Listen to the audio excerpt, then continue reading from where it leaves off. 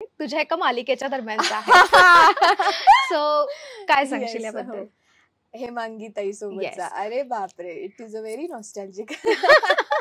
म्हणजे माझी I think पहिली ऍज अ सेकंड लीड किंवा एक मेन कॅरेक्टर जे आपण म्हणतो अशातली माझी पहिली सिरियल लेक माझी दुर्गा. आणि खूप छान म्हणजे सगळा तो प्रवास होता माझा. कारण एकतर पहिल्यांदाच मी ऍज अ हिरोईन किंवा आपण असं म्हणू शकतो सो मी प्रेझेंट होणार होते. आणि हेमांगी ताई होती माझ्यासोबत, सुशील दादा होता आणि बरेच असे आर्टिस्ट होते. सो ऑब्व्हियसली मी प्रत्येक वेळी खूप नर्वस व्हायचे, पण ही हेमांगी ताई किंवा सुशील दादा इतके छान आहेत की त्यांनी खूप छान सांभाळून घेतलं. ते प्रत्येक वेळी सांगायचे.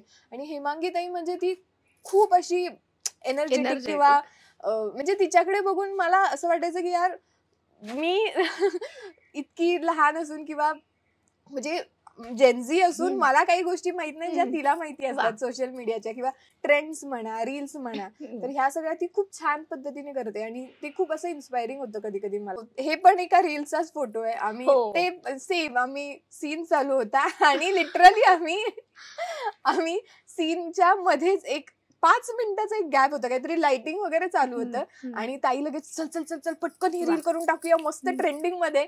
आणि आम्ही ते रील केलं. मी एवढंच सांगेन की ती मला नेहमी एक गोष्ट सांगायची की कॉन्फिडंट राहा, घाबरू नकोस, नर्वस राहू नकोस आणि फक्त विश्वास ठेव की तू करू शकतेस.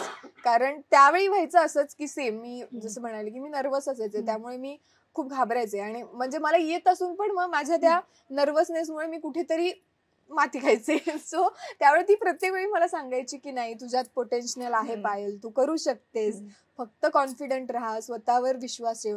आणि मी आता तेच करते. सो ती मला बोलली पण होती की हे बघ याच्यानंतर तुला खूप छान छान प्रोजेक्ट मिळणार आहेत, आमच्या सगळ्यांना ते दिसतंय.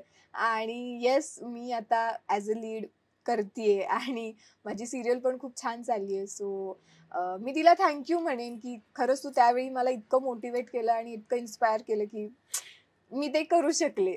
So thank you so much and I miss you खरंच.